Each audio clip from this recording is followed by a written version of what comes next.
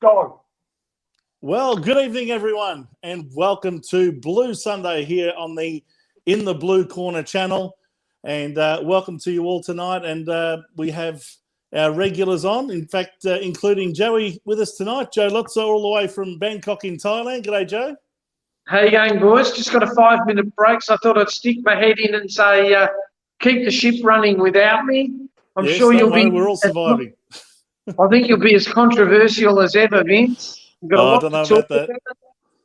Liam, look, we want to invite a whole range of opinions on our particular debate topic tonight. So we're encouraging everyone who wants to come on and express their opinions to come on, and it'll be a fantastic debate. We want as many ranges of opinions as we can find, so long as they're all the same as mine. Yeah. I tell you what, I must go soon, and I just saw what's happened, but I think it's a very ballsy decision that Liam Jones has taken. I mean, it's easy to just follow the flock and just go along with it. Look, he has his reasons, and the one thing that we should all do in this world is respect his reasons, whether we agree or disagree. Yep. So, well, just in case anyone's wondering what we're debating, we'll be talking about the controversial decision made in the last 24 hours, in fact, in the last few hours, by Liam Jones, Carlton's fullback, who has decided to immediately retire from the game and from the club. And, sorry, kids, I'll be 1 minute. It's pretty clear. Okay, so you've still got 3-minute break. Just hang on. What are you doing there, Joe? You might want to mute yourself if you're not talking to us. Yeah, sorry. So what we're wanting is, of course, everyone's view on this. It is a controversial one because it's pretty clear to everybody that the main reason for this is the fact that he doesn't want to be vaccinated, and he has chosen, because of the rules of the game, saying that all of the AFL players must be vaccinated in order to play. He has decided to pull the pin on his career. So we have Chris Beach, of course, back at headquarters there, back in the control room. G'day, Beachy. Good to see you. How are you, Vince? Great to be here like usual, mate. And also Stephen Khatib, looking like he's joining us from his family room or his little private study or something like that there. Steve, great to see you, mate. Thanks, Vince. Yes, hit the nail on the head, mate. Fantastic. Well, Joe, seeing we've only got 5 minutes with you, what pearls of wisdom do you want to share with us in terms of your opinion on this topic? Well, I'm still waiting for Steve to come out in the green jacket that he won at the Masters, but I think I'm going to have to come back another week. No, look, I mean, everyone knows I'm double vaccinated. I think for me, it's the right choice. Do you know, it'd be very difficult in a public, I guess he's in the public eye, I mean, because he's just going to get ridiculed. You know, I've been reading about what's his name there? Corns, that idiot, should he be named, shouldn't be named. I mean, look, it's his decision, his body, his choice. Everyone should respect it. I know that Gillam has given us an edict about if you're not vaccinated, you don't play. And Beachy will tell you it's like that in the NBA in America. I mean, there's bigger names than Liam Jones in the sporting world that have decided that they don't want that in their body. So, I mean, look, it's a hard decision because everyone says to you, oh, you've got the right to choose. But then if you don't do what the populace does, they label you and brand you and ostracise you. So, look, and discriminate against you. Yeah, I think it's a very, very, very ballsy decision. He might have made a different decision if he wasn't so late in his career. We don't know because we haven't had the liberty of speaking to him. We don't know if he's doing it for medical reasons, personal reasons. Look, he might be diabetic and has been warned by his doctor that he risks injury if he does the things. But anyway, on that note, I'm going to leave you. I'll watch you guys later tonight. Keep up the good work, Beachy, Steve. Next week, the green jacket, mate. See you guys. All right, Joe. Terrific. Thanks again for joining us. Well, Steve, I guess Joe's expressed his opinion there on the whole Liam Jones issue. Did it shock you to hear the news come today? I would have thought that the 3-month period where he was given that time to, and potentially that amount of pay, 25% of his pay, I believe is the ruling. I thought that would have at least been explored. But it seems that for it to be such a black and white decision, cut and dry, it seems that's it. That there was no consideration whatsoever. It was either the league's going to accept him, and the club's going to accept him, or they're not. Yeah. Look, Is there any more that you would have expected from the club, or do you think the club's hands are tied and they couldn't do anything to support him any further? Or hard to know, but let's go back 3-4 months, shall we, when it was pretty much going to be known that all players were going to be compulsorily vaccinated. Yeah. I would have hoped that conversation with all players would have taken place. I would have hoped that all of the club would have been working with every single player, almost ticking each one off, pardon the pun, to ensure that they were compliant, or that they were understanding their philosophy around it, and then working with them if they can. This has only come out in the media in the last 7 days. I would have thought that you would have hoped that this would have been an underlying issue that would have been worked through from the very day that the vaccination was potentially going to be mooted as a compulsory thing for AFL footballers. I know just from a due diligence, a risk management point of view, whether that be a football club or any business, you need to obviously explore all your employees. It's an issue not just for AFL, it's an issue for people in the corporate world as well, where employees are essentially not able to enter buildings, not able to enter work sites and premises, potentially not able to conduct their work unless they're essentially working for themselves remotely. So all of those issues were probably around maybe July, August were known. It was close to known what the AFL and the state government stance would be on this issue. So I would have hoped that these conversations would have been occurring over several months, and it's just now come to a crescendo because the players have to return to training after their break, and it seems like he's not going to return. So that's what I would have hoped. I'm surprised it's only one player. Not out of Carlton, I mean one player in the league. I'm surprised. Do you honestly think it'll be the only one? I don't. I think there'll be many. I can't see that. I mean, what is there, 800 players or thereabouts, 700 something players? How could that be the only player? It's just a sample size of society at the end of the day. You'd think that there'd be probably half a dozen at least, if not more. Lots of people I've spoken to who have that opinion of not wanting to be vaccinated. Some have just gone and done it. I totally respect Liam Jones, because essentially it's probably what he would have had 2 years left on his career. Probably another 1 or 2, yeah. Yeah, he was only he's only 30 and he's turning 31 in February. He probably would have got another year contract following that. So let's I'm just guesstimating here. Let's say he's got 2 years of football left. Yeah, that's gross $600,000-$700,000. I would have thought of earnings. I mean, it's not to be sneezed at. It's hard to earn that in the real world. That sort of money, especially coming straight up off the football field. So for him to have made that decision, he's not making that decision through his wallet. He's making that decision through his convictions and his beliefs. So you've got to respect that.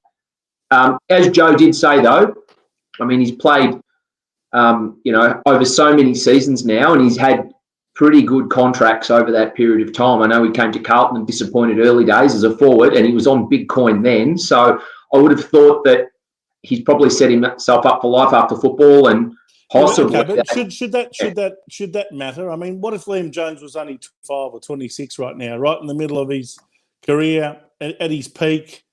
Would our views be any different just because he was 1 or 2 years away from retirement? Shouldn't change our views on the actual heart of this matter. Surely. But there are people out there in the real world, without getting into the philosophy of vaccination or not, that are essentially saying, well, do I feed my family or get vaccinated even if I don't believe in it, right? Yeah. I mean, essentially they don't have the luxury of potentially making the decision that they want to make. Liam's stuck with guns and made the decision that he wants to make, regardless of the financial implications. Do you think that there's potential for legal action on the basis of restraint of trade or something along those lines, that some people might decide to take the AFL to court over this, because they're essentially putting their careers at an end on the basis that they don't want to inject themselves with something that's an experimental vaccine? Look, Hasn't watch been this properly space. tested in the way vaccines usually are. Watch there this are space. there are grounds, whether you agree with it or not, there are grounds for people to argue that legally, whether it should be mandated or not.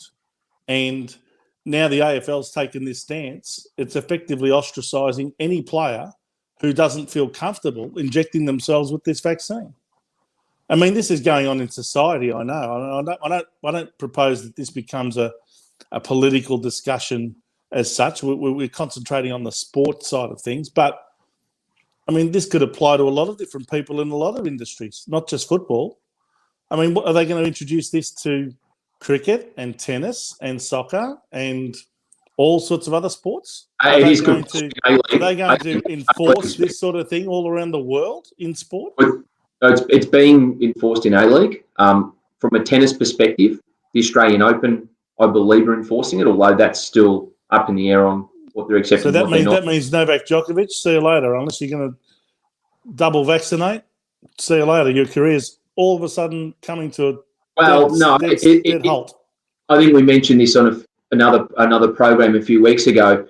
It's going to become country-based almost. So if the tournament's held in Australia, Australia's regulations are double vaccination, yet the tour's regulations, if don't override the country. I mean, it's fascinating. This is not the first thing we're going to see.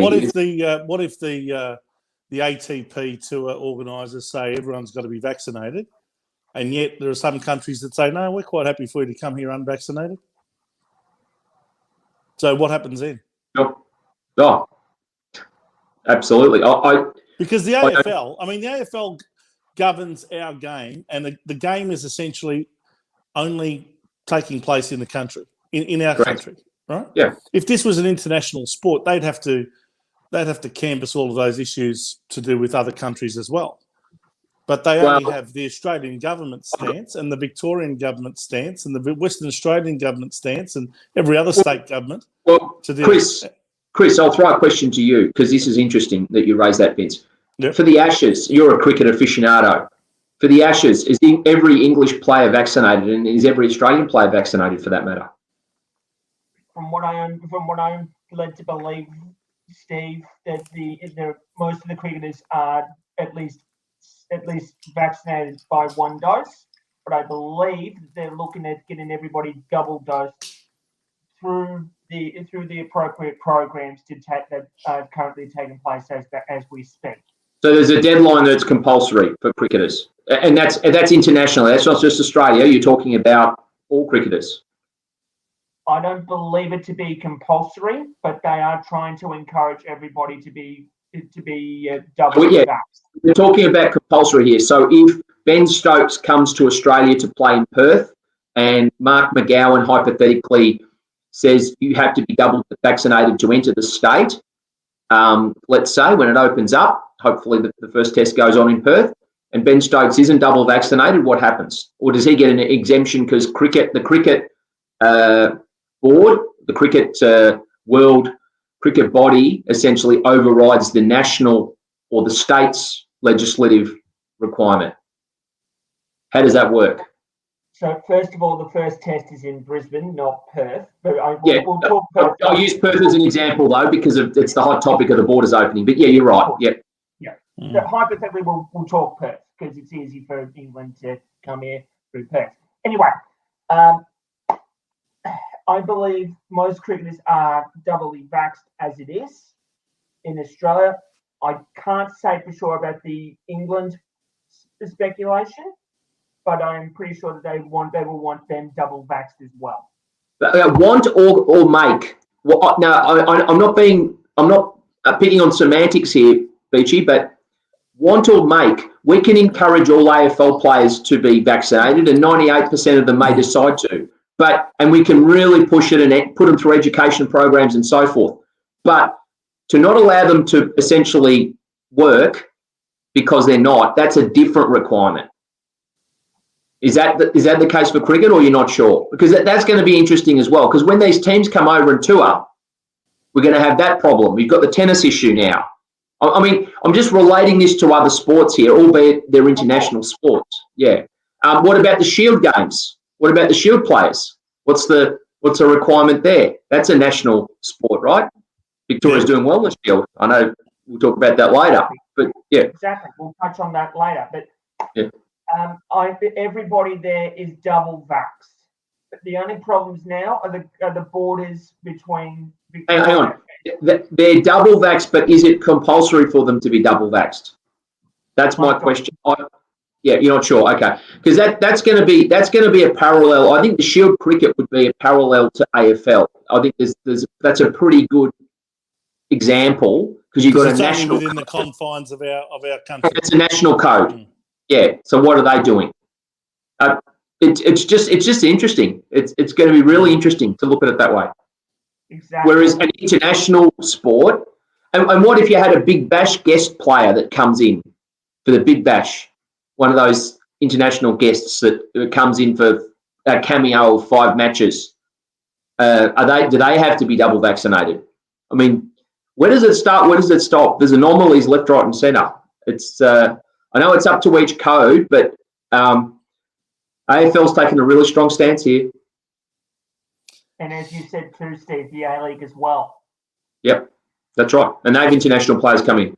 So they're quite happy to see players prematurely retire on the basis that if they don't want to get vaccinated, see you later. That's the end of it for you. Goodbye. Our competition has no room for you. Vince, I don't understand why I know each sport governs themselves, but there should almost be an Australian, a national body that oversees all sporting competition, if you like, and they can potentially make rulings that those sports are members of, and they I wish you luck getting a body like that going, because that means getting every sporting competition in Australia to relinquish their powers to one body that's going to oversee everybody and make the rules that they have to abide by. I don't like your chances of getting that up. I'm being idealistic, Vince. I know that does not work. But from a health point of view, if this is a health issue, there needs to be some consistencies, right? Well, if it's a health issue, that's a very good phrase to contemplate for a lot of people, I think, if it's a health issue. Because often what's being touted as a health issue may very well be a different issue with a far different agenda. But as I said before, let's not get into the political side of this argument. Look, I don't think Liam Jones will be the last player to take a stance, and I think a lot of people would applaud him for taking a stance in the way that he has. He has not relinquished. He has not succumbed. He has not compromised his beliefs or values just for the sake of what other people have imposed. He has said, okay, well, if that's what you're not going to let me do anymore, that's the end for me. And he's made his stance, and he's not going to back down from it. So a lot of people would applaud him for that. And others may have a different view. I'm not sure. It'll be interesting to find out how many of our viewers have various views either way. Please let us know in our comments column on the In the Blue Corner Facebook page, if you're on Facebook, or on YouTube, of course. You can watch us live every Sunday night at 8 o'clock, or look back on the show, of course, if you can't make it on a Sunday night. But, YouTube channel, give us your comments and feedback there as well. But if you want to join us tonight, by all means, give us a comment or express your views on our Facebook page. Beachy, have we got anyone else that we want to talk to who's waiting in the waiting room? Not at the moment, Not yet. But I've been getting some. I've been keeping my eye on the comments here, and let's just say it's been a bit interesting so far here, guys. Colton Mick has said, "Dip Malid Jonesy, hope you change your mind." that's all well and good. Everybody Hmm. has their way to say what they want to say. Yep. Then Carlton Mick came up again, said, "Your choice, hope you change your mind." And then there's a little thing to you here, Vince. He said, "Get with it, mate." Thanks for that, Carlton, Nick. I think we won't say much more than that. Peter Yeah. Vlahos, good evening to you, mate. Jones G'day, stood Peter. up for what he believed in. I respect his decision no matter what. He Yeah. then said even Novak isn't exempt from the Australian Open. That is correct. And it's worth noting that he hasn't revealed his vaccination status. So Mhm. that's we'll keep that in mind. Frank Palola, I'm sorry if I butchered that, but was Novavax an option at the end of the year? I know a lot of people were waiting to take this vaccine because the technology has been used for 20 plus years. Safer option. So that's an interesting one, and I'm not a doctor or a medico. There's a lot of people that are talking about Novavax, and it's By the way, protein- that's got nothing to do with Novak Djokovic. No, either, by the way. it's not his own brand. It's not his own select line Yeah, of because apparently aftershave. a lot of people have been calling him Novax Djokovic instead of Novak Djokovic, which I think is quite funny. But anyway, Yeah. so Novavax. So there are some Novak Djokovic. Yeah, so there are different. From a social perspective, there are people that are anti-vaccination, full stop. Mm-hmm. Whichever type of vaccination that is. There are hesitant vaccinators, which potentially may not be waiting for the technology, such as Novavax, or be waiting for more testing on the current vaccines that are available. And then obviously pro-vaccinated, people have just done it because they're not happy about it, but they've just done it because they need to work. And then others that are pro that, of course. So yeah, that's going to be an interesting one, the Novavax, and how that comes out. I would have thought if Novavax was an option for Liam Jones, though, he did have that option to be on that inactive list and wait and get 25% of his salary paid. Like that Adelaide That's right. female Van Halen. Not Van Halen, sorry. Thinking musically. Van Hagen. Van Hagen. Not Van Halen. Wish you could. Yeah. But no play as good as that, yeah. Yeah, exactly. So just back to the comments quickly, guys. Rob Caproni said, get the jab. Yeah, look, again, pro-vax. No, I didn't want to jump into it straight away because eligibility and all that, but I had to do it because someone wants to return back to normal life. That's a different story, and we want to leave politics out of it. Mm-hmm. So we'll go to the next comment. This is in relation to, Steve, I think your comments in relation to one Australian sporting body. Great, more bureaucracy. So yeah, I agree, Peter. That's a rotten idea, Steve. I can't believe you came up with that. Well, this comes back to states and territories. Yeah. And sporting codes versus sporting codes. I was looking for consistency, but anyway, we'll never get that. I understand. We'll never get that. No, I don't like the chances. This is a live show. I know. I'm kidding, mate. I appreciate your idea and your thoughts, and your contemplating how it can be addressed by having a national body. But as Peter's just said, more bureaucracy. My goodness. Anyway, so keep the comments coming. Let us know what you think. Any more there, Beachy? Yeah, I've just got. There's another one coming through, but I'll get to that quickly. The hate, spite, and vitriol that has come the way of those who choose not to be vaccinated is disgusting. That is Lyndon Hoskins saying that. So that's an interesting point. Everybody's going to have their own points about this, and even as I've said previously, this debate. Well, I've got to say, I agree with that sentiment. Just because people are saying that they don't feel comfortable and are choosing not to get vaccinated, the whole idea that attacking those people and throwing vitriolic comments at them is going to change their minds or is going to make them feel more inclined to get vaccinated is just ridiculous thinking on behalf of those who just spew vile comments and insults and and that sort of thing at them. It's just ridiculous to be doing that. And we should all respect everyone's right to choose in this fashion. Yeah, it's But essentially, unfortunately, even though they're saying, oh, no, it's your right to choose whether you want to be vaccinated or not, unfortunately, for those who decide not to be vaccinated, there are a lot of consequences now that come with that, because a lot of people won't be able to hold their jobs. A lot of people won't be able to go into restaurants or venues or all sorts of other places. And, probably won't even be allowed to go to the football next year, I dare say. Vince, it's got to be the carrot, not the stick approach, right? It really has to be. The vitriol. But Steve, is the answer really to do what some governments have decided to do, which is to segregate the community into vaccinated and unvaccinated? I mean, this is segregation. This is the first example of apartheid that I have ever seen in the history of this country. And that's effectively what we have now, apartheid, certainly in the state of Victoria and pretty much other states as well. Vaccinated, unvaccinated. We're treating two different people, two different classes of people, if you like, in different ways, depending on whether they've had this vaccine or not.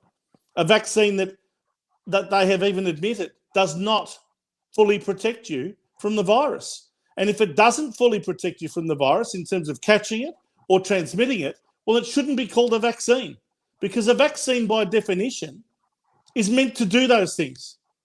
That's why if you've ever travelled, for example, into Southeast Asia, you need to get vaccinated for things like malaria and all that sort of thing. Why? Because it will protect you. You will not get malaria if you're vaccinated from malaria. But this vaccine, or what they are calling a vaccine, does nothing of that. The best that they can say about it is, if you happen to catch it, it won't be as bad as if you don't have the vaccine. But they are not saying it protects you from getting it or from spreading it. So if you're in a room with 1,000 vaccinated people, does that mean that none of you are going to get the virus? Nope. Does that mean that none of you are going to spread it around to anyone else? Nope. Yet we're going to force people to give up their jobs, not be allowed into venues, not be allowed into restaurants, not be allowed into all sorts of places on the basis that they've chosen not to have this vaccine that does not fully protect you like a vaccine should. So should it even be called a vaccine?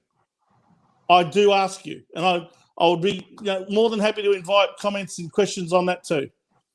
But I think the AFL's made its rules, the state government's made its rules, and everyone's got to abide by them. That's effectively the AFL being just as much of a dictatorship as what the state of Victoria is fast becoming. I think, Vince, Liam Jones obviously also has consequences in general life for not being vaccinated, as you said.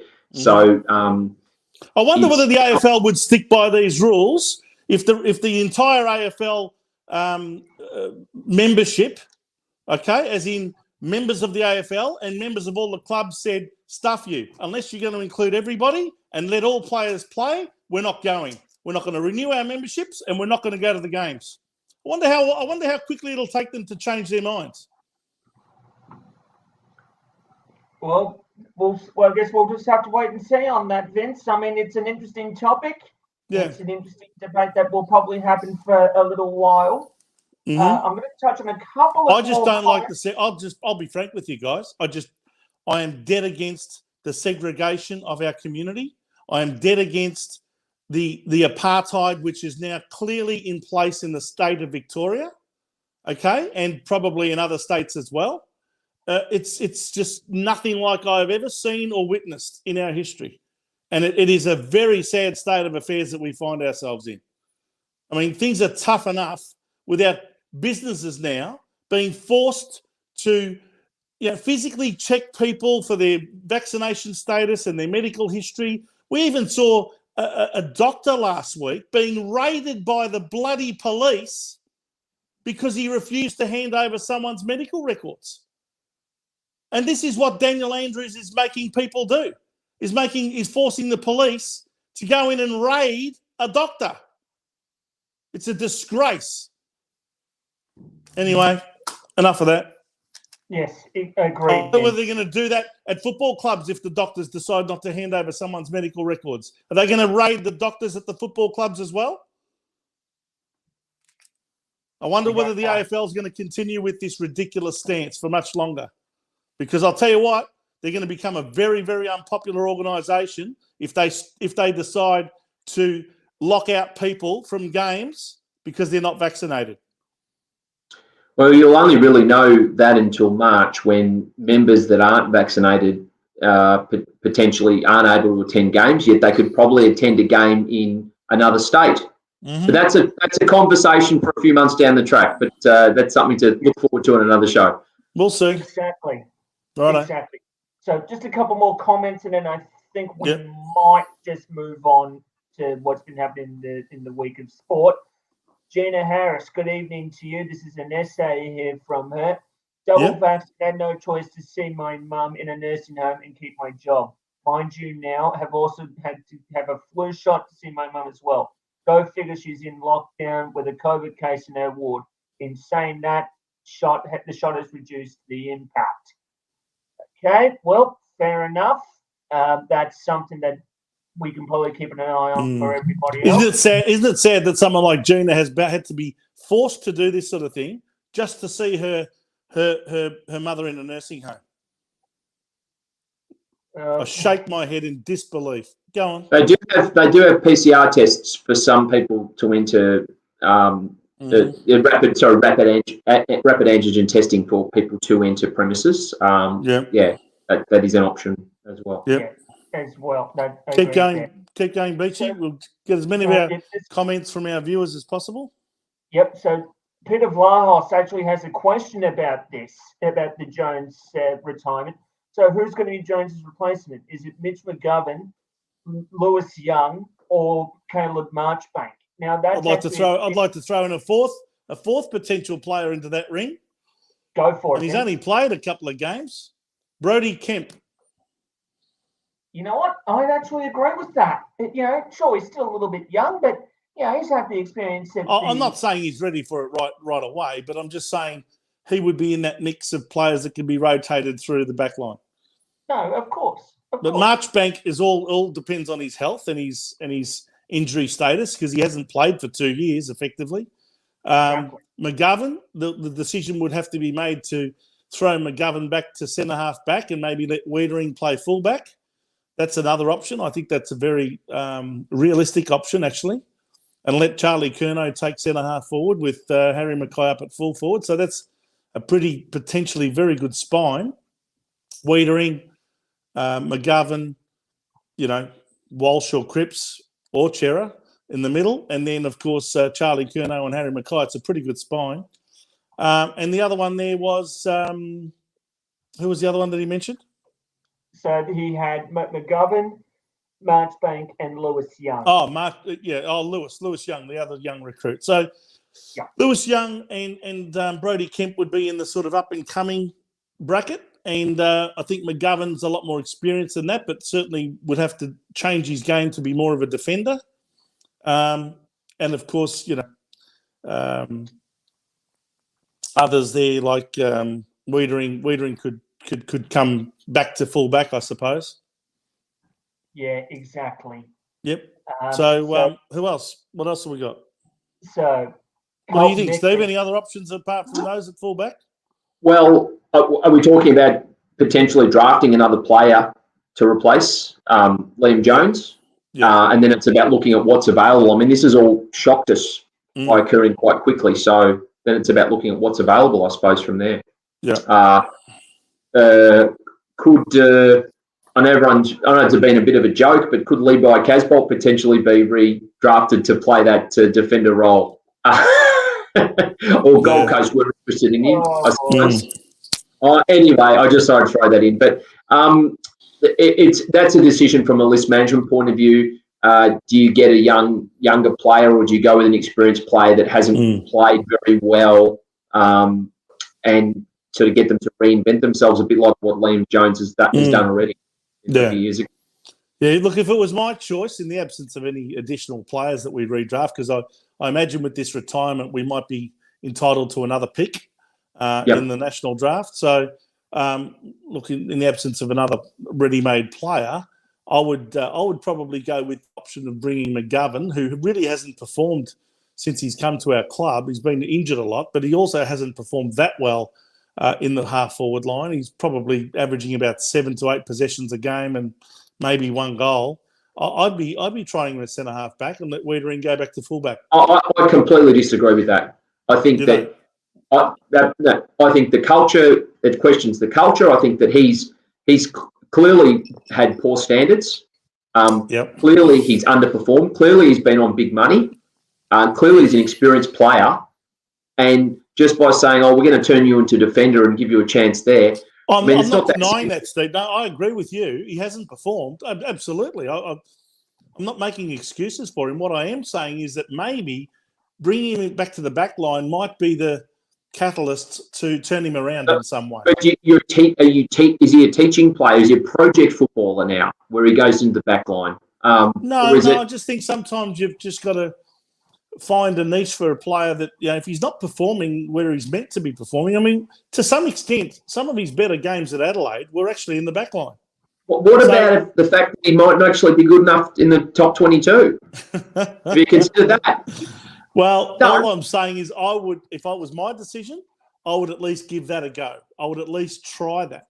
Bring McGovern back to centre-half back and throw Wiedering back to full-back and see if that worked. That's what I would be doing in the initial instance. That's not to say that you're not trying to develop Brodie Kemp or Lewis Young into defenders as well. Absolutely. And if Marchbank's fit enough to come back, fantastic. Bring him back. All I'm saying is the whole idea of putting McGovern back to centre-half back is one that I would explore. That's all I'm saying. Well, that's fair enough, because if we actually do look at West Coast, Jeremy McGovern, Mitch McGovern's brother, he started in the forward line for maybe a couple of years. Yeah. They figured out it wasn't working, so they stuck him down back. And now he's probably one of their he's probably one of the first few players picked in their defensive line for West Coast. I think you'd find that McGovern would take a hell of a lot of marks at centre half back as well. It's easier to get past. If you're behind the footy, it's easier. Centre half forward's a hard position to play, right? Correct. Essentially, you've got to face the footy, then you've got to turn and face goal. If you're behind the footy, you're attacking the football. Yeah. You're reading the play. You also potentially got an out number. You've got that +1, so you've got that extra coverage there. But it's about him having the smarts to work in a team defensive unit as we play now. It's not one-on-one football like it used to be, where you got to know when to roll off your player, go to the opposition player, cover, not cheat, ensure that, read where the ball's going to come from 2 kicks as it's coming from the midfield. It's not that simple. Just to say, I'll turn him into a defender. I understand that. Not completely. I'm not contradicting you completely, Vince. I'm just saying that I think your comments underplay how skillful these defenders are and the art of being a defender, because people just think, you just take these uncontested intercept marks or you're behind the ball. It's a skill in itself, and I think it needs to be recognised. You look at Wiedering. I mean, his poise and judgment. I know he's a perfect example, right? But you don't just learn that in 5 minutes by putting someone behind the footy. Anyway, he may well take a few more marks. Well, let's see what the club decides to do. Take your point. Yeah, exactly. So let's go, Chris. What else have we got? So this probably isn't in relation to what we've been talking about, but this does happen sometimes. The comment here from Hank Lunenberg. I saw a veteran in America to the US who'd served his country. They would not allow him to come inside the restaurant for a coffee. Disgraceful. First of all, I'm pretty sure in the States it is very different to how they do things out here. That is usually happening quite regularly in the States. Sometimes they don't just quite understand what's going on there. But, I think veterans do need to be respected. I think you'll find they've got 50 states with 50 different sets of rules. But anyway, Yeah, so exactly. But, good to have you join us, Hank, by the way. He's a great Carlton supporter. What I'm trying to say is veterans do need to be respected. They see a lot of stuff go on war-torn countries, specifically the Middle East, Yeah. Afghanistan, Iraq, Iran. On that note, Chris, I think it is obviously was the 11th at 11. It was Remembrance Day on Thursday. Yes. So to all those Carlton veterans that I think we should, I don't know if you've got that in your notes and your agenda, Chris, to run through, but if you don't, I'll throw it out there now. I think we do need to remember all those Carlton players that have played one or more games that have served our country, that essentially passed in war. So yeah, absolutely. Absolutely. Very important day. Yes, may we not forget, may we never forget the sacrifices that those people, along with everyone else who lost their lives at war, Of course. the sacrifices that they made to preserve things that we call freedom and liberty. And our freedoms and liberties should be protected at all costs. And right now, in the environment that it is in Victoria, may we never forget how fragile it is to have these freedoms and liberties, because we are only one generation away, as the great Ronald Reagan said, one generation away from losing those freedoms and liberties. And once they're gone to a tyrannical government, you will never get them back again. Make no mistake about that. You will never get those freedoms and liberties back. And all of the sacrifices that those people made at war would all be for nothing if we allowed tyrannical leaders to take those liberties and powers away and those freedoms away from the people that they are meant to serve, not control. Very well said, Vince. I know I've said we try not to make this too political, but I think that is warranted considering what has been happening in the last few weeks.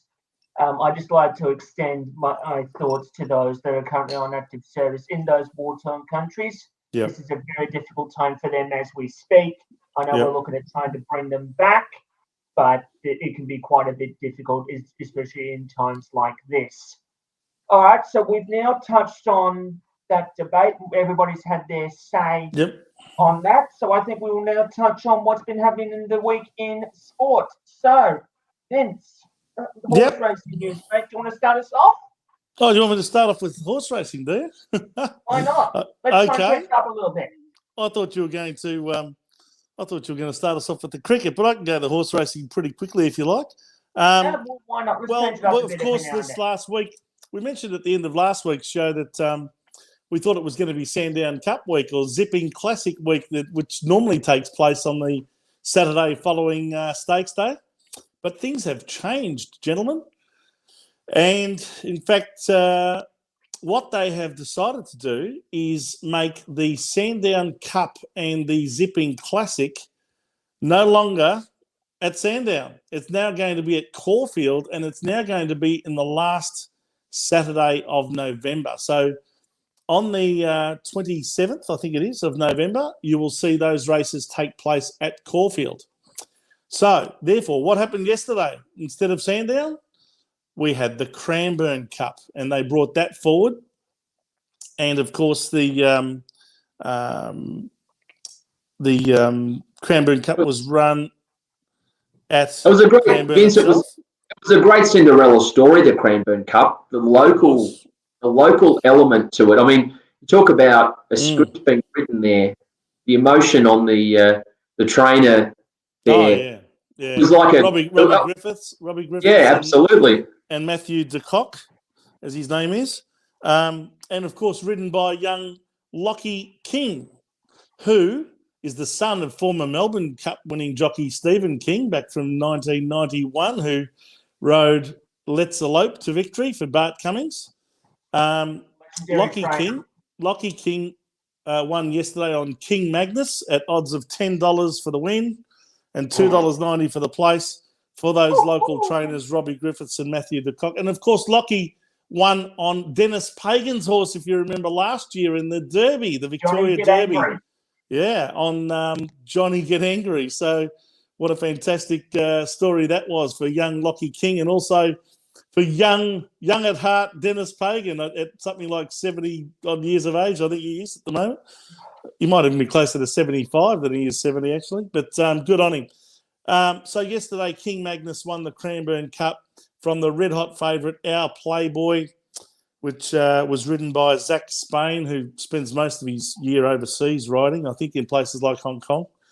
Yep. And, of course, that's for trainer Mick Price and Michael Kent Jr.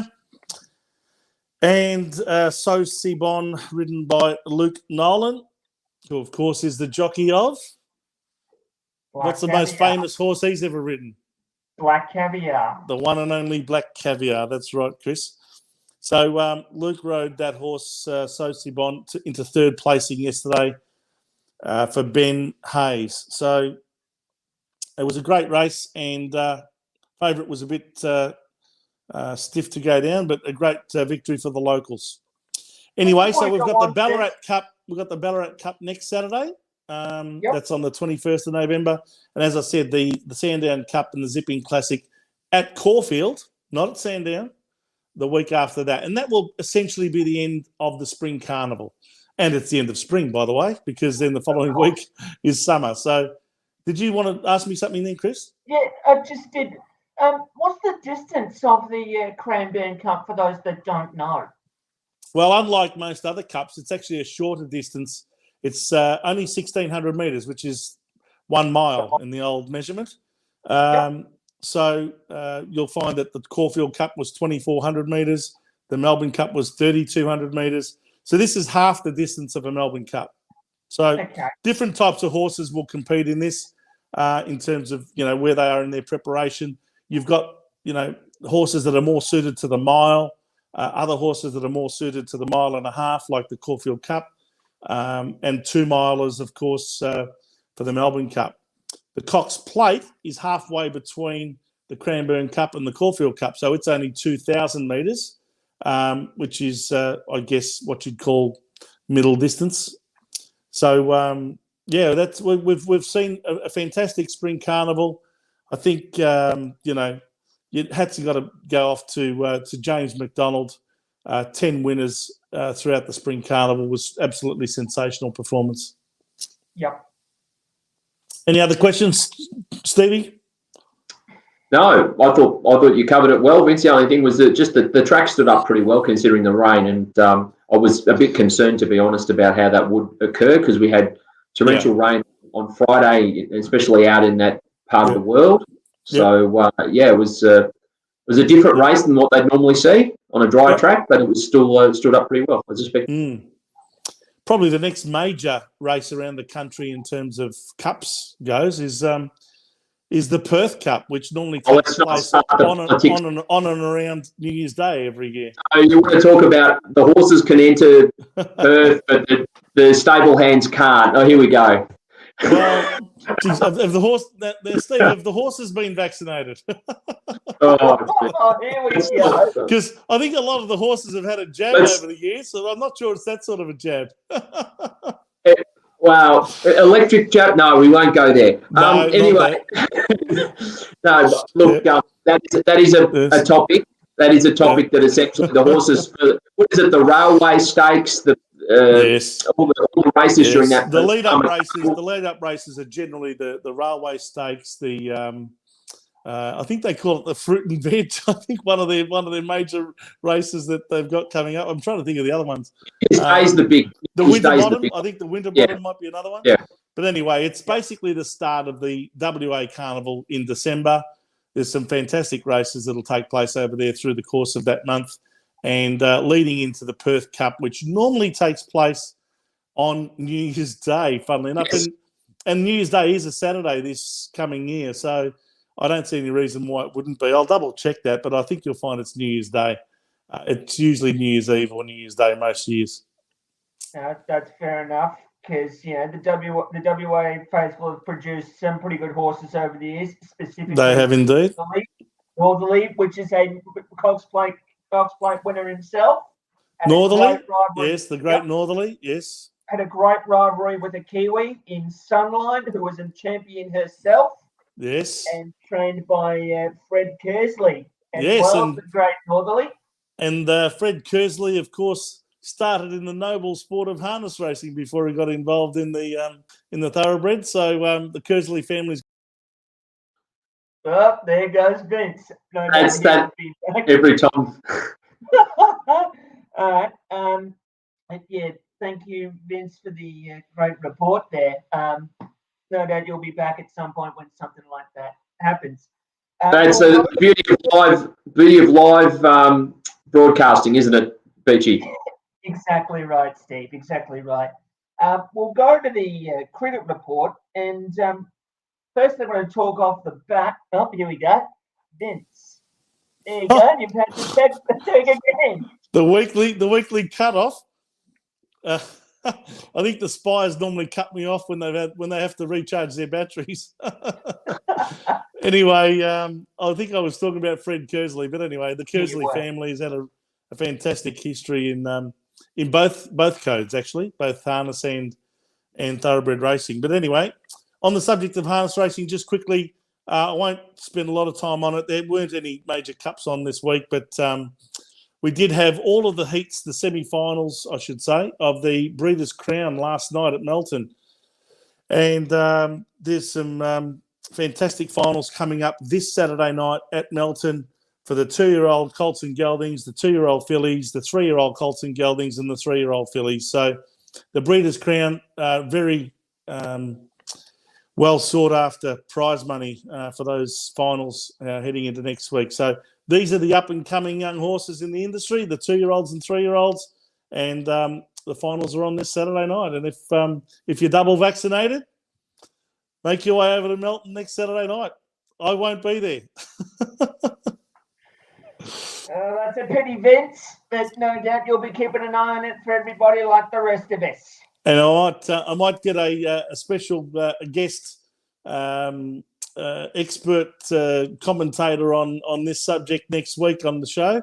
But I'll confirm that during the week with him, and if he's right to go, we might have a new face on our show next weekend talking about harness racing specifically. Fantastic. We look forward as to we that. head into the big summer carnival and country cup season. Yes, exactly, because it never stops. I can assure you that. It doesn't. Much. No, I can tell you that there's a big meeting calendar that's being filled as we speak, with lots of country cups coming up around Victoria through December, January, and February. Let me assure you, it's going to be 3 fantastic months for harness racing enthusiasts, and I'll update you on everything that's happening there. Well, like I said before, Vince, we look forward to it, and I'm sure. By the way, before I finish on that, I should mention at the end of November, on the 27th, is the first of the heats of the Inter-Dominion, and that will be something really worth following. Yep, righto, fantastic. So, yeah, like I said, Vince, you'll be keeping an eye. That's on like it the in Melbourne November. Cup of harness racing for those. It's a New Zealand Australia rivalry. Harness racing. Well, yeah, and it's rotated to be held in different states each year. Yeah, it's changed now, but for many years you had basically an 8-year cycle where 8 different cities would hold the Inter-Dominion. So, you've got the major cities of Melbourne, Sydney, Brisbane, Adelaide, Perth, and Hobart. There's 6. And in New Zealand, you had Christchurch and Auckland. So, they would hold the Inter-Dominion series in each of those capital cities and rotate it every 8 years. Now it's changed a bit. They're giving the rights for 3 years in a row to either one city, if they're able to do it, or if they want to combine a couple of states, or for example, Tasmania might do it with Victoria, for example. Yeah, it's interesting though, Vincent. When they go to New Zealand, the horses race on the other leg, so they actually go around the track the other way. That's quite true. That's only in Auckland, Steve. Yes, only at that's Alexandra right. Park in Auckland they go around the other way. They go clockwise, but at Addington, which is in Christchurch, they go the same way as we do, anti-clockwise. Yeah. Okay. Rightio, Beachy. righto. That sums up our. Let's go to your cricket report, Beachy. For thoroughbreds and harness. Let's go to the cricket report, and I'll shut up. That's exactly. Let's touch on that because there's quite a bit to go through. So Sheffield Shield, I'll quickly run through that because the games were happening very quickly, actually. So Victoria once again defeated the New South Wales Blues at the MCG. A great result over them, despite the fact that they left their run pretty late. Actually, they got to about 8 for 20, and then the last 2 wickets fell. So that was a great result there. The man of the match for that was Scott Boland, who's one of the bowlers for Victoria. 8 wickets for the match. 3 in the first innings, which was a 3 for 33 off 18 overs, and then a 5 for 56 off 29.3 overs, which is a fantastic result. The highlights there: Nick Manson 128 in the first innings of Victoria, a former New South Wales player himself, so he got 100 against his home state. James Seymour, who's come from the Essendon District Cricket Club, scoring 105. Great result for him. And then Hanscom and Short in the second innings scoring 90 apiece. A great result there for them. Daniel Hughes is pretty much the top scorer for New South Wales, 59 and 89 not out in the second innings respectively. WA defeated Queensland up at the Gabba, and it was a complete domination by WA, to be honest. They had them on the back row very quickly. At one point, they were 3 for 8, the Queensland Bulls, until Khawaja made 70 not out and then put a respective score on the total for the innings, which was a 129 all-out innings there. And then the player of the match there was Jai Richardson. Again, 8 wickets for the match himself. That could potentially put him into Australian contention with the Ashes coming up, but we'll have to wait and see on that. And lastly, Tasmania drew with South Australia in Hobart, which was well affected by rain. The Marsh One Day Cup, there was only one game that took place, and that was abandoned on Friday due to the rain that took place on Friday. So they never really got underway. WBBL, Adelaide Strikers defeated the Brisbane Heat, and the Sydney Smash went the way of the Sydney Thunder. Those were the 2 games today. Now, I've saved this one for pretty much last because this is going to be happening overnight tonight. 1 o'clock this morning coming up. I've got the alarm set already, Beachy. It is the Trans-Tasman Derby, New Zealand versus Australia for the T20 World Cup. Ladies and gentlemen, there is no bigger game than this in any World Cup tournament, whether it's the 50 overs World Cup, whether it's the Champions Trophy, whether it's the World Test Championship, it doesn't matter. Any final with a trophy on the line, there is no bigger game. And I don't think many people would have picked that considering where England and India are in the World T20 rankings. It is quite a game to expect, and we are very well looking forward to it tonight. And then just quickly, there's supposed to be some district cricket played in Victoria. Unfortunately, none of them got underway. Carlton versus St Kilda, all abandoned. But there is another round of games coming up, and it's a rivalry that stems to the AFL as well. Carlton versus Essendon. Ones are playing out at Windy Hill. The 2s are at Princes Park. 3s are at Cross Keys Reserve in Strathmore. And the 4s are at Princes Park number 2 as well. So you're going to have to keep your eyes on that too, guys, because it is going to be a big weekend for everybody. Well, thanks for that big wrap up, Beachy. Now we'll get your predictions for the T20 World Cup final for starters. Who do you think's going to win and why? Australia or New Zealand? Well, I want Australia, obviously, because I'm an Aussie and we always love beating a Kiwi. But That said, we might hold the wood on the Kiwis when it comes to the final already knockout game. But this is something that the Kiwis, we can't underestimate them on, because the Kiwis, they've been a very good side throughout this whole tournament. And, they've been well led by Kane Williamson, who's usually their number 3 batsman and their captain. They're well supported with the ball by Trent Boult and Tim Southey, who are usually their openers, and will get the ball swinging if they get any chance. That said, though, the Aussies have come from absolutely nowhere and have been playing like they've got nothing to lose. So I'm going to go Australia, but I reckon it's going to be a tight one, guys. Your thoughts? On form, you've got to go for New Zealand, but your heart will say Australia, but your mind will say New Zealand. But it's a short form of the game. You never know what can happen.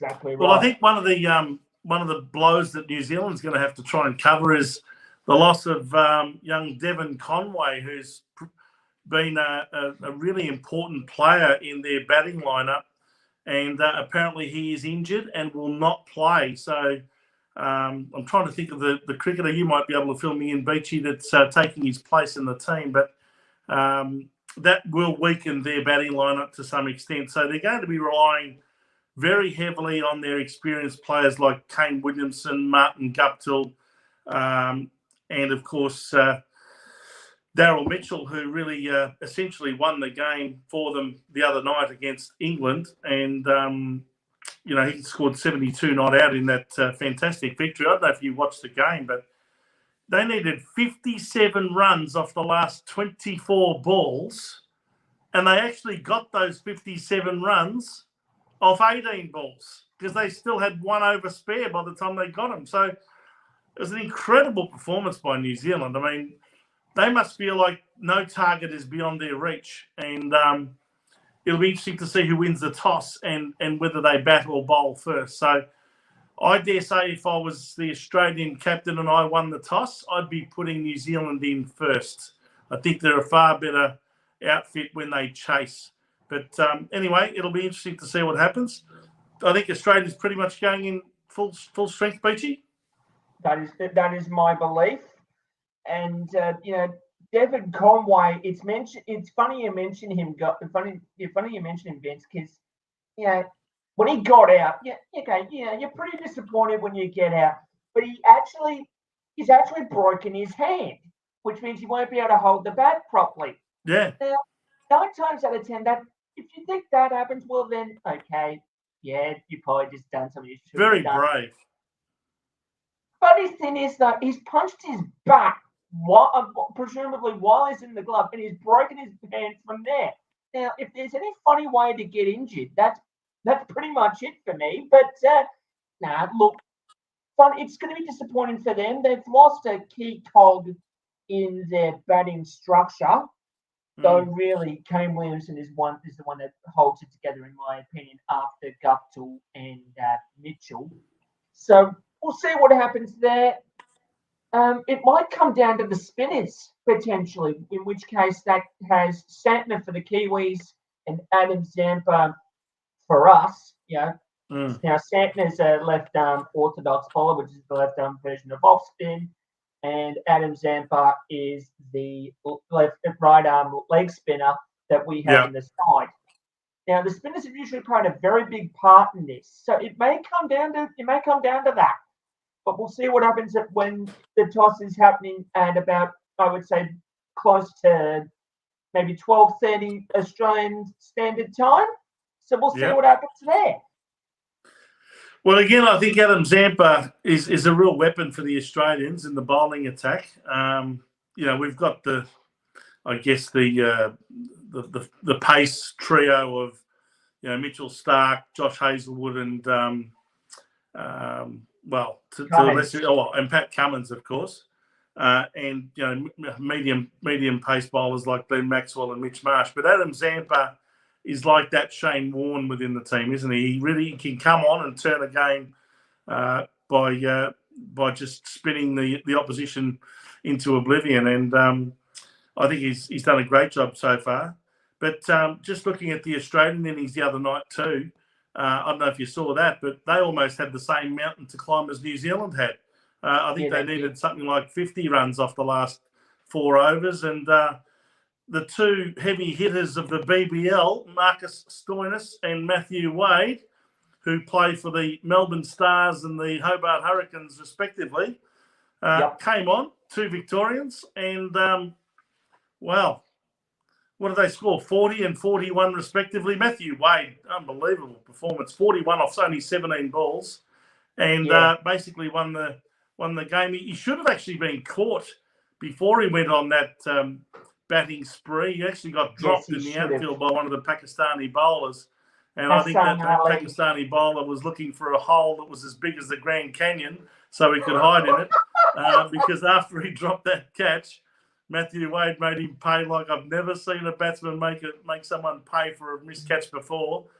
And essentially won Australia through to a World Cup final. And the Pakistanis, who were literally fantastic right throughout the competition, had not lost the game up until then.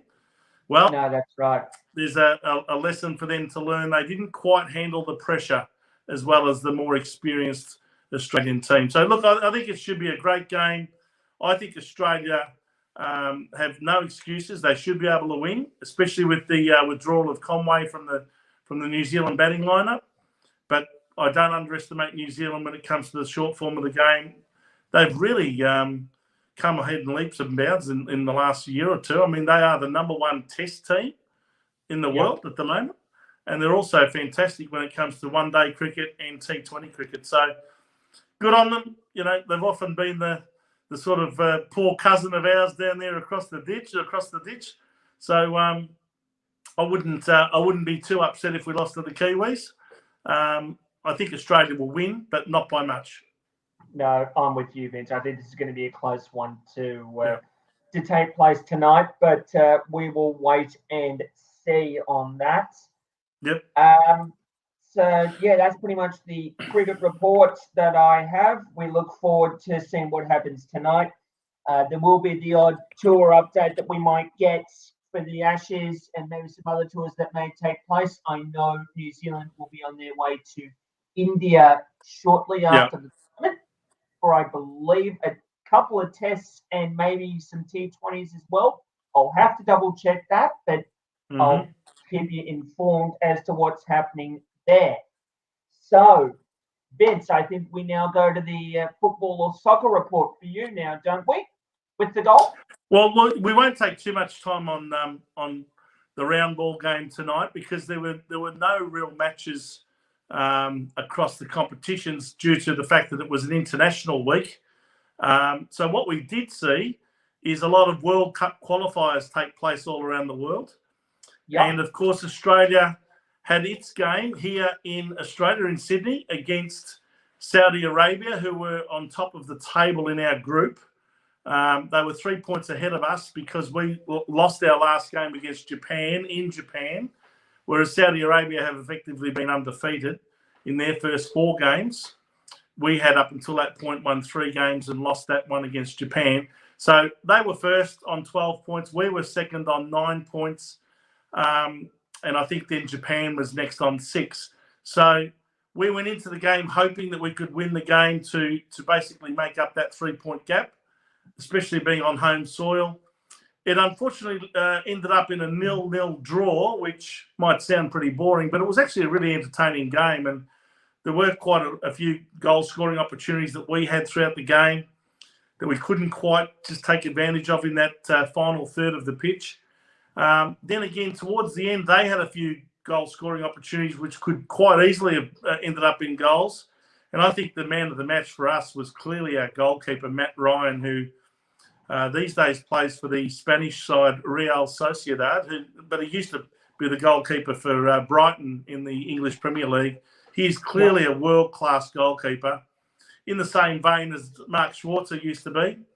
And I think we can really thank him a lot for saving the game, not only this time, but he's saved quite a few results in the past. So I think from the goalkeeping point of view, we can certainly have a big tick there. Our defence is generally pretty good. To hold a clean sheet again is a credit to them. But I just worry about the Australians' ability to finish off our good work up the field, and that forward group of players. I'm not sure that they've got the killer blow in them that we need sometimes, that was so often provided by Timmy Cahill for so many years as the striker for Australia.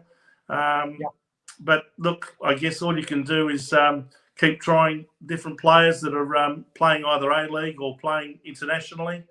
At this stage, I just don't know that we've got the answer as a forward lineup. I'd like to see us score more goals. Did you watch the match at all, Steve? I did, and I agree with you. I concur. It was probably the weather didn't help us at all. We could have quite easily won. Oh, that's another thing I should point out. It was a very wet and woolly night, wasn't it? It was, and it was, from a positive point of view, it was great to see football back in Australia. Obviously, World Cup qualifiers, for us to have that home crowd advantage is a big deal. We've been playing a lot of these games in Asia. What was the crowd that night, Steve? Was it a sold-out crowd? No, I think it was 15 or 20,000 maybe. It was pretty wet though, so it definitely wasn't sold out. Was it a restricted crowd because of COVID restrictions? Or No, it wasn't. No. So there wasn't any issues there. Did everyone have to be vaccinated? I think the point. Well, did they or didn't they? I think the point was that Saudi Arabia came to get a point. They had that advantage of being on top of that group at the moment. They did their best to do that, and essentially they played for a draw. There were some antics. There were some free kicks, possibly some simulation where they fell over a bit more than what they should have under no duress. But that's all part of the game. At the end of the day, we couldn't score to put any pressure on them to have to equalise, and that was what it came down to for mine. Yeah, no, I agree with that. And well, I guess what this does now is it puts Saudi Arabia still 3 points ahead of us on 13 points now. We get a point each as a result of that game. Going against China is the big one. Australia goes up to 10. Yeah, so we essentially. Are second on the table, and it's only the top two that go through, isn't it? So yes, and we'll be fighting with Japan to a large extent for that second position. They won their game against Vietnam 1-0, so they went from 6 points to 9. So they're only 1 point behind us on the table. Our coach Graham Arnold doesn't seem to be too phased. Oman also won their game against China, so. They went up to 7 points, so they'll be breathing down our necks as well if we happen to lose to China. So it's a very important game coming up on Wednesday this week against China, in China, and for lots of different reasons, more than just sport. I'd love to kick their pants. Am I being too generous? I'd love to kick their ass. Well, actually, I think we're playing them in the Middle East because China is a no-go zone still. And there's a bubble. Oh, well, of course, yeah. Yeah. When I say we're going to China, we're playing China overseas. It's their home game. It's their home game in the Middle East. Yeah.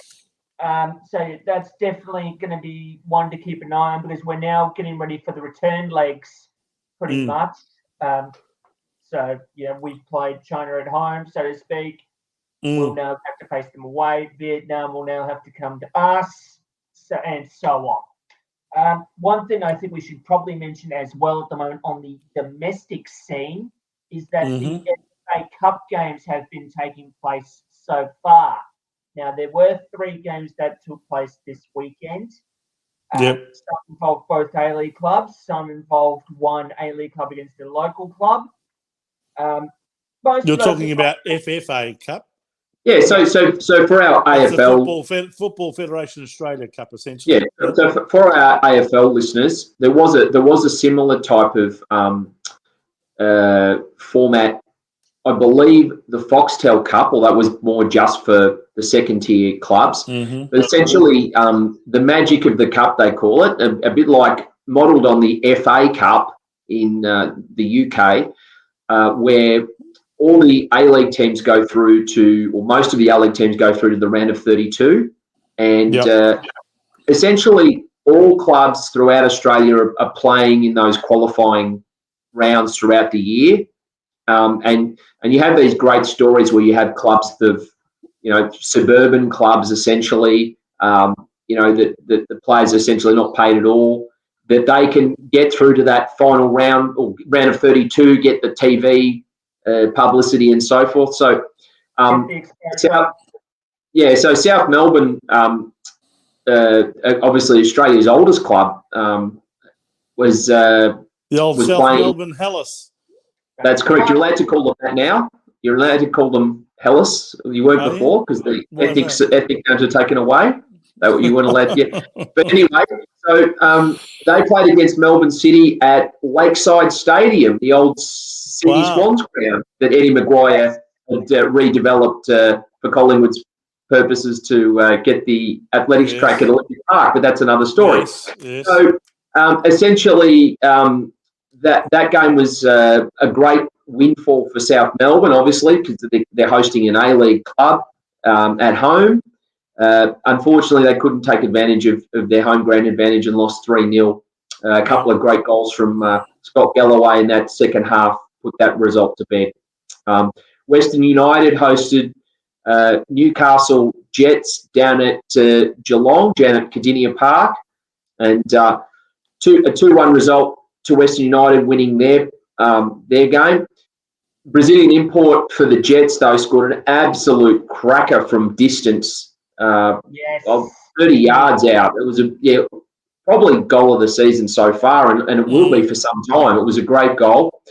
Not enough to put the Jets through. And the Central Coast Mariners defeated Blacktown City at Mudgee in Western New South Wales. So they took the game. I think it's fantastic that they hold these games in country venues. I mean, there should be a lot more of this happening. We even saw with the cricket over the weekend with the women's BBL competition, the T20 competition.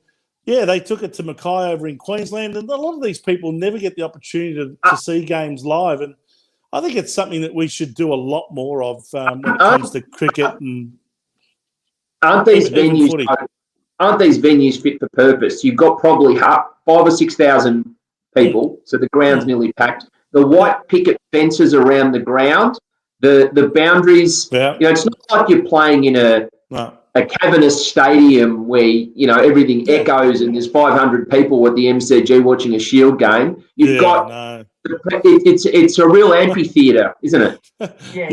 When a batsman hits the ball at the MCG in a Shield game, you can hear the ricocheting of the sound from one stand over to the next, can't you?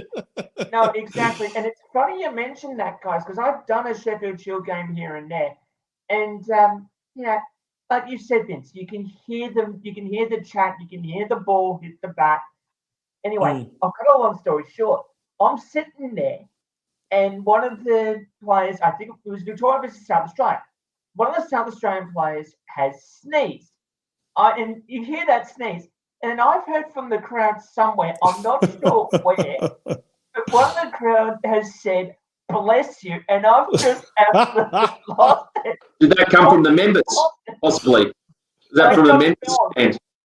I don't know. One of the players has sneezed, and someone from the members' stand has gone, "Bless you." You can hear all of this as someone in the stands. Goodness me. Can hear it. And I'm just lost. The players jump. Don't the players jump the fence too to get the ball? A bit like in the local footy days when they clear the fence. I'll tell you what, you can just about hear everything at the MCG in the Shield game. That's how they actually gave this game the name cricket, because that's all you could hear at the MCG when they played crickets. Anyway, thought I'd throw in a dad joke. I like the Junction Oval for Shield, though. I do like the Junction Oval. It's a perfect. Yeah. Well, for Victoria, really, I mean, why can't they play their games at the Junction Oval or even other suburban grounds and even country Victorian grounds? I mean, I don't know why they can't do more of that and engage the country Victorian community a lot more with what they're doing, and they'd get a lot more support, I reckon. But anyway. It's probably interesting because Take it down to Geelong or Bendigo or Ballarat or Shepparton and places like that. Maybe even somewhere in the east, like Bairnsdale or Warragul or somewhere. Well, it's funny because the Melbourne Renegades and the BBL usually take a game or two down at Cardinia Park, so we'll keep an eye on that for sure.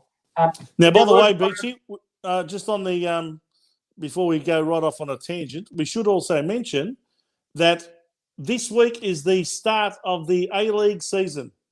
Yes. And do you want to just run through the matches that we've got coming up, or do you want me to do it? Because I've got it right in front of me. You can do it if you want. In front of you, Steve. Go for it. If you've got it in front of you. Or Steve, you can do it. Sorry, I should have. No. You go for it, Vince. All right. Well, this Friday is the opening game, and it's Melbourne City, which were last year's premiers, weren't they? Yes, they were. They are taking on the Brisbane Roar at home.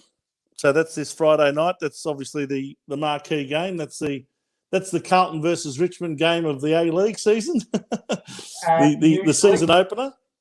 Sorry, but before you go on, just for people that don't know, the home ground there is Amy Park. Yes. The Melbourne City and Melbourne Victory will play all their home games there. There won't be any games at Docklands anymore because Victory have decided to push to that purposely built stadium where it holds about over 30,000. Yeah, anyway, I agree with that. I agree with that too. I think that's a good move. So that's this Friday night, the 19th of November. On Saturday, we have 3 games. We've got the Western Sydney Wanderers taking on the Sydney City in essentially a derby at 7:45 p.m. That's derby. at the Western Sydney Wanderers home ground. Or is it CommBank Stadium? It's actually being held. Yeah, that's Western Sydney's ground. Yeah. Then you've got the Western United team of Western Melbourne taking on the Melbourne Victory in another, what you'd call a derby, I suppose, of sorts. And that's taking place at GMHBA Stadium in Geelong at 7:45 p.m. this Saturday night. So that's where they're having their home games, I take it? That's where they've usually had their home games. Yep. Usually, they're sharing those games between Ballarat, where the Western Bulldogs play at North Ballarat's oval there, or Mars Stadium as it's corporately known. And also playing at Geelong. And also at Launceston, 2 games at Launceston as well. There you go. Smart enough to get a bit of Tasmanian support. Yes, exactly. And the third game this Saturday is at 10:05 p.m. and I assume that's Perth time. The Perth Glory. Yeah. The Perth Glory. Sorry, that's not Perth time. It's our time. Perth time. It'll be 7:00. So 7:05 p.m. in Perth, 10:00 here in Melbourne and on the eastern seaboard. So if you're not watching anything and got not much to do on a Saturday night, there's a game you can watch through till about midnight. Perth Glory taking on Adelaide United. So they're the 3 games on Saturday. And on Sunday, sorry? I was going to say, Vince, talking about COVID and borders and all that sort of thing. So the fixture as such has been made up until Christmas where Perth, Adelaide and Brisbane all play each other because obviously they're open. They're open for business, Then Perth will come to Victoria and play a chunk of games against Victorian teams, and I don't know how they get back into Perth after that. I think they'll worry about that later, but essentially that's the process. Well, it's interesting, isn't it, that they've had to fixture it that way? And it's also interesting, if I can just take us back to AFL for a second, how it's now the middle of November, and in years gone by, I've always known that by Derby Day, which is essentially, late October every year, or very early November, we've always had the AFL fixture that week, the week before Derby Day. So here we are, 2.5 weeks, nearly 3 weeks later, and we still don't have a fixture for AFL. Travis Old would normally completed his fixture and he'd be on holidays. Now he's got a floating fixture, literally. It's floating all right. And and who knows? It's just one day. Who knows where the venues will be for some of these games? Mm. Exactly. I mean, And in the last 12 months, I think they did issue a fixture, but they only gave us the first, I think it was 6 rounds. And then they provided the games in round 7 through to 23, but they didn't schedule them as in which games were going to be on a Friday or a Saturday or a Sunday. So they've given us nothing so far, absolutely Well, nothing. All I think they've told us is that it'll still be Carlton and Richmond as the first game on a Thursday night. And I think that Thursday night's going to be St. Patrick's Day on the 17th of March. And the second one is going to be a grand final replay, essentially, between Melbourne and the Bulldogs on the Friday night at the MCG. You don't even get a membership card now that's of any use in your membership pack. It's a token card. It's all digitised. It's all floating. I believe the Carlton membership packs were all sent out during the week, Stevie and Beachy. Did Yes. you get yours? yes, we've got ours. That we got the membership packs. We're all sorted onto that. And So Steve, for- being an expert person in what happens with Australia Post, you probably could tell us the weight of those envelopes and whether they qualified for a normal stamp or a more expensive stamp. Yeah, I don't know all about Australia Post, Vince, but I would say that it was interesting this year that the membership packs had a little bit more substance to them, shall we say? Especially after the backlash that the club received after last year's membership packs, justifiably so. Absolutely. Anyway, back to soccer. The Yep. Sunday, the 21st of November, Newcastle Jets versus the Central Coast Mariners. Again, it's almost like what you'd call a coastal New South Wales derby. they call Newcastle that versus F3 Central derby. What's that, Beachy? They call that the F3 derby because it's Do they separated really? by the F3. There's derbies That's everywhere. There's derbies the all free- over the place. That's the freeway. Essentially, it's 1 hour Okay. up and down. They hate each other. You So think Newcastle versus Gosford, in other words. Yes, it is. you think people in the city hate each other. Those two towns absolutely hate each other with a Why is passion. that? Why would they hate each other for? What for? Oh, so Novocastrians believe they're a little bit more elite, and the Gosford people are coasties, and the coasties are more laid back and relaxed. Anyway, there's a bit of subculture there. No offence to anyone listening from that part of the world, but it is interesting, and many people catch the train up and back between Gosford and Newcastle to attend that game and drive up that F1. It is a very, very interesting game. They do very much hate each other. Which town would you say is closer to the Hunter Valley wine region? Newcastle, for sure. Yeah, that's the one I like. Yeah. I'll go with I them. thought you said that. I'll go with them. Anyway, the last game, if we're ever going to get past the A-League, is MacArthur, which was the brand new team of last year, MacArthur. Wonder why they call that team MacArthur. I don't know. I just can't get my head around that one. But anyway, they play the Wellington Phoenix. How they've survived throughout all of this, I don't know. But they're the only New Zealand team in the A-League. Do you know where they're playing out of, Vince? And that's at 6:15 next Sunday night. And they're playing at Campbelltown Stadium, Steve. So that's MacArthur's ground. But do you know that Wellington are actually now, as the Auckland Warriors had done, where they based themselves in actually, ironically, Gosford, Yes. Wellington have actually based themselves in Wollongong. So the Wollongong Wolves supporters, now Wollongong Wolves is a very, very traditional NSL club prior to the A-League franchises coming in. They have really taken to the Wellington Phoenix, and it's like a sister club to them. Right. And Fantastic. they are now they've got a red kit. So Wellington's obviously got the yellow kit, and Wollongong have the red kit traditionally. Well, Wellington now wear a red kit on occasions to honour the home support of Wollongong.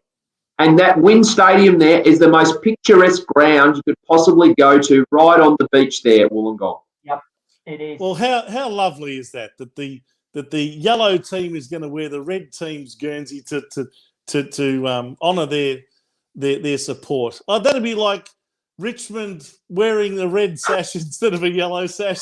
if Essendon ever decided to support them. They're not competitors though. It's that they've gone and essentially I'm only owned their city. I know what you're saying. Yeah, I'm but it only is good. joking. There's Maybe they can romance call in sport. themselves- maybe they can change their name to the Wellington Wollongong Phoenix, The Wellington Wolves. or the Wellington Wolves, or the Wollongong. Oh, who knows? Anyway, do what you Just want with it. Don I MacArthur, wish them all the best. Just Don MacArthur, Anyway. actually. They actually had an FFA Cup, Football Federation Australia Cup game themselves against Newcastle Olympic from memory, and that was a win for them as well. Yes. So, most of the A-League clubs had survived. Yep. Not a great result if you're a supporter of the local clubs like Newcastle Olympic or South Melbourne or whatever, but nonetheless, it was at Newcastle Olympic's home ground. And as you say, Vince, it was great exposure for them. Indeed.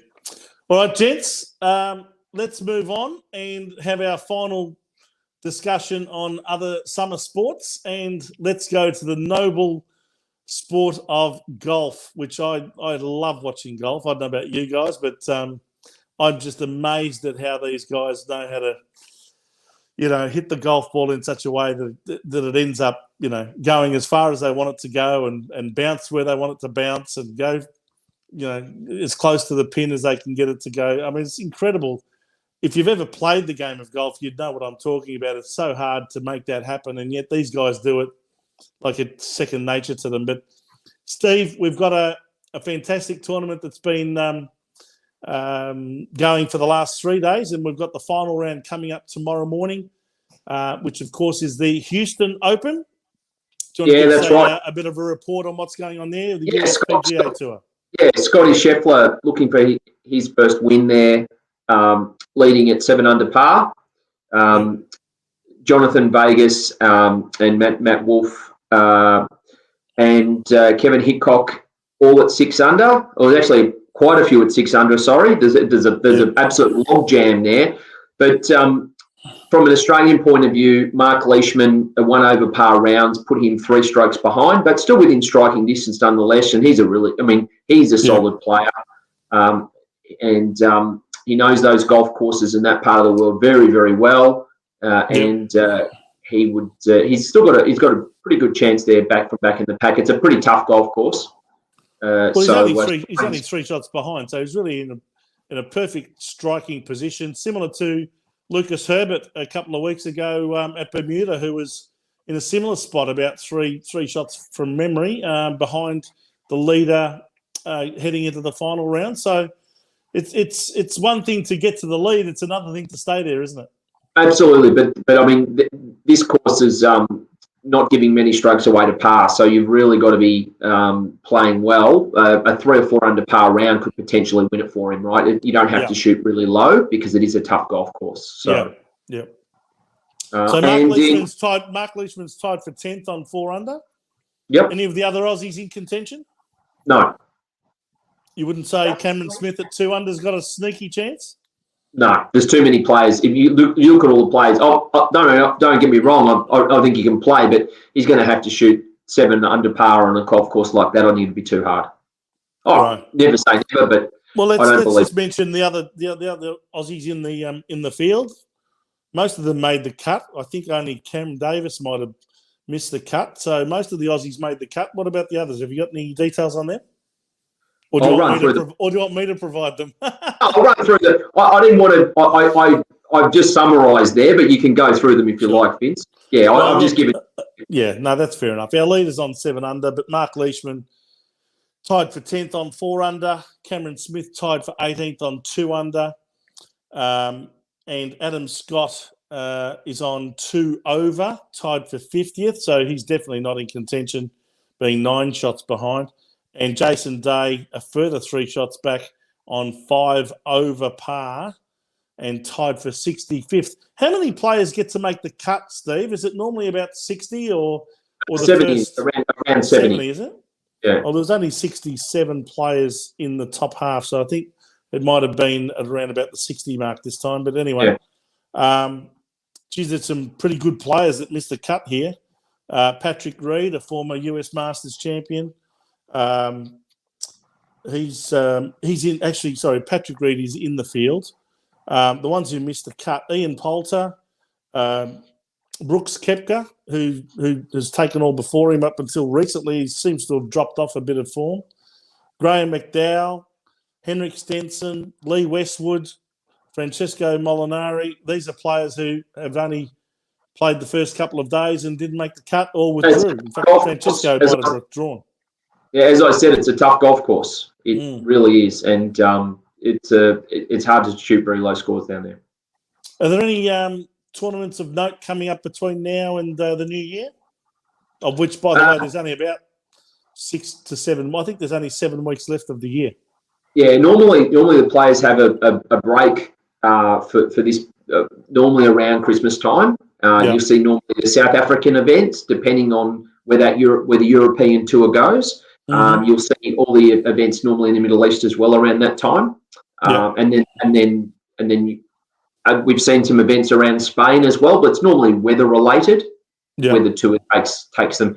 Speaking of the Middle East, there is another tournament being played, the Abu Dhabi Championship at the moment. And hello to Richard Rash Hussein over in the sandpit there in Dubai at the moment, probably watching our show. And also Ramo, his good friend. Absolutely. So this is Abu Dhabi, which is another city of the United Arab Emirates. Absolutely. So Joachim Hansen, the from Denmark there, 22 under. So you're looking at completely different scoring over there compared to in Houston, leading by 2 strokes. Min Woon Lee, the West Australian, at 19 under within striking distance as well. So only 3 strokes behind there. And we're talking about live scoring here. So there's about 7 or 8 holes to go for some of those leaders there. So we'll wait and see. Fingers crossed. You never know. A bit of water, some things change. Eagle and a bogey or something, and things flip around quite quickly. Well, I think I'm going to have to get some toothpicks to keep my eyes open by tomorrow morning, Steve, because I'm going to be up watching the Aussies and the Kiwis in the T20 final over there in the United Arab Emirates as well. They're playing in Dubai, aren't they? Yes. I think they're playing in Dubai. Yes, they are. So that'll be a great contest, and may the best team win, so long as it's Australia. And of course the golf over there at the Houston Open. I reckon that Mark Leishman might just have a really good round in him coming up. I think this course suits him. So I'd love to think that even Cameron Smith could challenge up there as well if he can get off to a good start. But let's see if one of the Aussies can pull it off like Lucas Herbert did over at Bermuda a couple of weeks ago. Absolutely. So there's lots of sport to watch for those sports nuts like us. And we'll come back next Sunday night to report on all of that and lots more to come. And, of course, we'll report to you on anything that's happening at the Carlton Football Club, which, of course, is the main reason that this show is on. But this, of course, is our summer edition where we cover all other sports that are taking place around the world of note and of interest to us here in Australia. So with that, Beachy, thanks again for being in the control room and taking charge of things there. No problem. Steve, thanks again for your insights and your opinions and your intelligent insight into sport of all types. Thank you, Vince. And to all of you out there, thanks for joining us. Hope you enjoyed the show. We'd love to have your feedback, and by all means, leave us a comment. And, of course, don't forget to like and subscribe on both YouTube and, of course, on our Facebook page in the Blue Corner. So until next week, guys, go Blues, and we'll see you then. Here, guys. Cheers.